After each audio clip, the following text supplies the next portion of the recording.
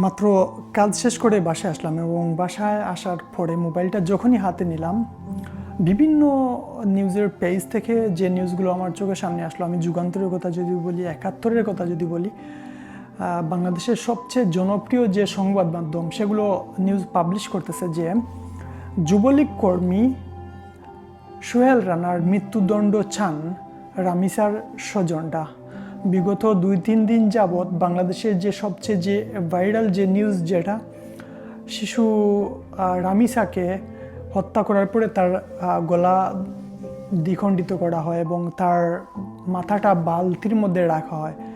এবং আজকে আমি মোবাইলটা এই কাজ থেকে শেষ হওয়ার পরে আমি রাস্তায় তখনও মোবাইলটা হাতে নেওয়ার পরে ২০১৬ সালের একটা ঘটনা আমার চোখের সামনে আসলো, একটা নিউজ যে ২০১৬ সালে পূজা নামে একটা মেয়ে, ওই ৮-১০ বছরের পূজা নামে একটা মেয়েকে দর্শন করা হয়েছিল এবং যে দর্শক ছিল সাইফুল নামে, সেই মানুষটা ওই ছোট্ট বাচ্চাটাকে দর্শন করতে গিয়ে তার গোপনাঙ্গটা ব্লেড দিয়ে কেটে তারপরে সে দর্শন করে ওই ছোট্ট মেয়েটাকে। এবং ২০১৬ সালে যখন আওয়ামী লীগ ক্ষমতায় ছিল, এতদিন আওয়ামী লীগের পতন হয়েছিল ২০২৪ সালে, এই দীর্ঘ ৮ বছর আওয়ামী লীগ সরকার এই দর্শনের কোনো বিচার করতে পারেনি এবং এই ৮ বছর এই দর্শক সাইফুল কারাগারে বন্দী ছিল। এবং এই ফেব্রুয়ারিতে এই দর্শক সাইফুল কারাগার থেকে মুক্তি পেয়েছে। চিন্তা করা যায়, মানে কি বলবেন এই দেশের ন্যায় বিচার। এই ১-১.৫ বছর হয়ে গেল আমরা মাগুরার আসিয়াকে আমরা ভুলে গেছি। আমাদের সামনে নতুন একটা টপিক চলে আসবে কিছুদিন পরে, আমরা ওই টপিকে ওই ইস্যুতে আমরা দৌড়াবো। কিন্তু বিগত সালে কতগুলো যে এইরকম দর্শন হয়েছে, কতগুলোর বিচার আমরা পেয়েছি, বা বিগত ১৬ বছরে আওয়ামী লীগের শাসন আমলে কতটা দর্শনের বিচার হয়েছে, কেউ কি বলতে পারবেন? এখন বিএনপি সরকার ক্ষমতায় এসেছে, যারা দীর্ঘদিন আমরা পূর্বেও তাদের শাসন দেখেছি, যে সময় আমরা আসলে দুর্নীতিতে আমরা ৩ বারের হ্যাট্রিক চ্যাম্পিয়ন হয়েছিলাম, সেই সময়টাতে আমরা দেখেছি আসলে কিভাবে যে দর্শন আর হত্যাকাণ্ড কিভাবে পরিচালিত হয়েছে। এখনও তার ব্যতিক্রম কোনো কিছু হচ্ছে না। তো আমাদের স্বরাষ্ট্রমন্ত্রী সালাউদ্দিন উনি গতকাল বলেছে যে যেখানে দর্শক নিজেই যেখানে স্বীকার করতেছে যে আমি আসলে দর্শন করার পরে শিশু রামিসাকে সে হত্যা করে, দর্শক নিজে যখন এই ঘটনাটা ঘটানোর পরে নিজে যখন স্বীকার করতেছে, ঠিক এই সময় আমাদের স্বরাষ্ট্রমন্ত্রী সালাউদ্দিন উনি বলছে যে আমরা এই বিষয়টা ডিএনএ টেস্ট করার জন্য আমরা আসলে যে ল্যাব আছে, ল্যাবে আমাদেরকে পাঠানো হতে পারে, সেটার জন্য অনুমতি লাগবে ৪৮ ঘন্টা। দ্যাট মিনস এটা আপনার ২ দিনের মতন। অনুমতি নেওয়ার পরে ডিএনএ টেস্ট করা হবে। ডিএনএ টেস্ট করার পরে ডিএনএ টেস্টের রেজাল্ট আসলে ঠিক এক্স্যাক্টলি কতদিন লাগবে, ২ মাস, ৩ মাস, ৪ মাস, ২ বছর, ৫ বছর, আমরা আদৌ জানি না। এটাই বাংলাদেশ এবং এই বাংলাদেশে এগুলাই ঘটে আসছে, যেগুলো আমরা বিগত ১৫-১৬ বছর যাবৎ দেখে আসছি। এখনও তার ব্যতিক্রম কোনো কিছু হবে না, বরং এর চেয়ে বেশি কিছু হবে। এবং আমি আরেকটা নিউজ আমি দেখলাম যে বিগত এই যে আপনার নির্বাচনে দানের শীষের প্রার্থী আমিনুল হকের পক্ষে, ওই দানের শীষের প্রার্থীর পক্ষে সে প্রচারণা করেছিল এবং আপনার বিলবোর্ড এবং আপনার ফেস্টুন টাঙিয়ে নির্বাচনী প্রচারণা, তার ছবি দেখা যাচ্ছে স্পষ্ট।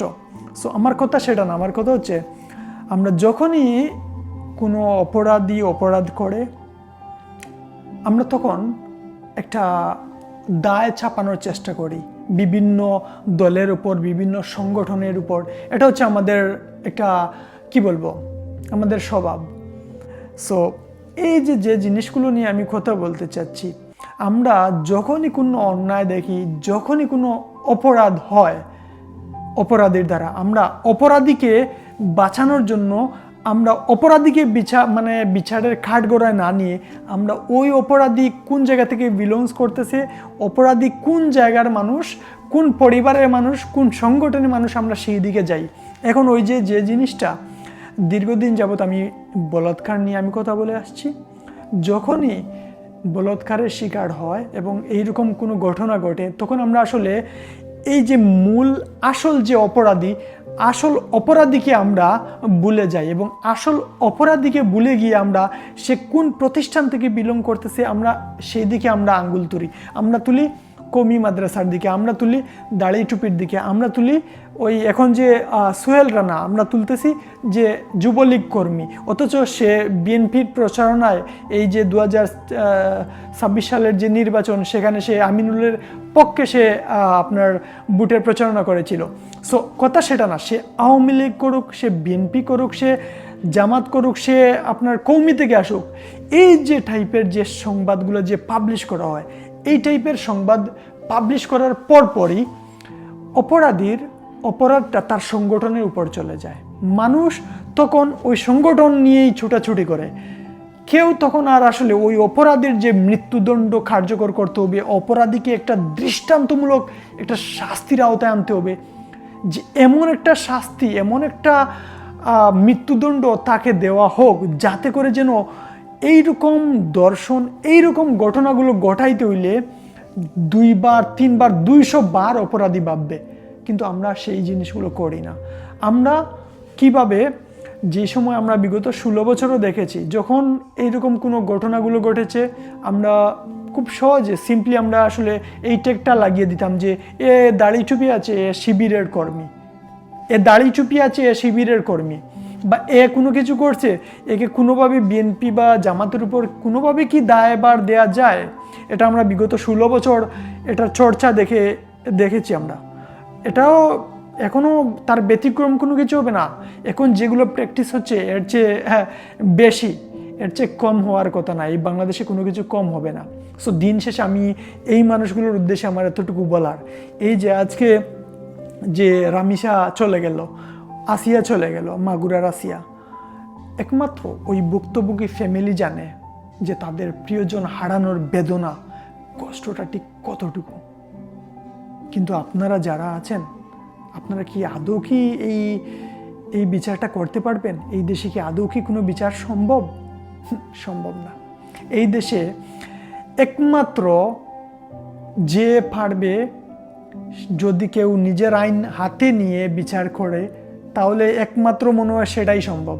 এই দেশে একমাত্র নিজের আইন হাতে তুলে নেওয়া ছাড়া আসলে এই দেশে বিচার পাওয়া কখনো সম্ভব নয়।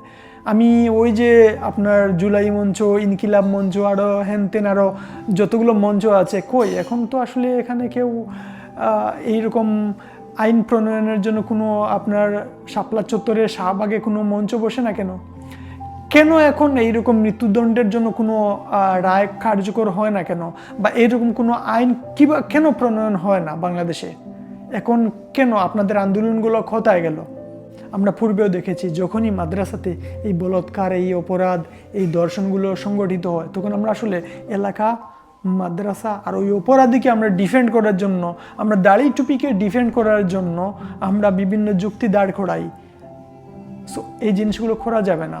এতে করে কি হয়, অপরাধী আসলে দৌড়াছোয়ার বাইরে থেকে যায়। এতে করে এই অপরাধী আবারও ভবিষ্যতে বারবার একই কাজ করবে। আপনি কতদিন ডিফেন্ড করবেন? এখন যে আপনি সোহেল রানাকে যুবলীগ ট্যাগ দিয়ে আপনি কি মনে করেন যুবলীগের উপর আপনি নিষেধাজ্ঞা দিবেন, আওয়ামী লীগের উপর নিষেধাজ্ঞা দিবেন, আপনি রাজনৈতিক ফায়দা হাসিল করবেন?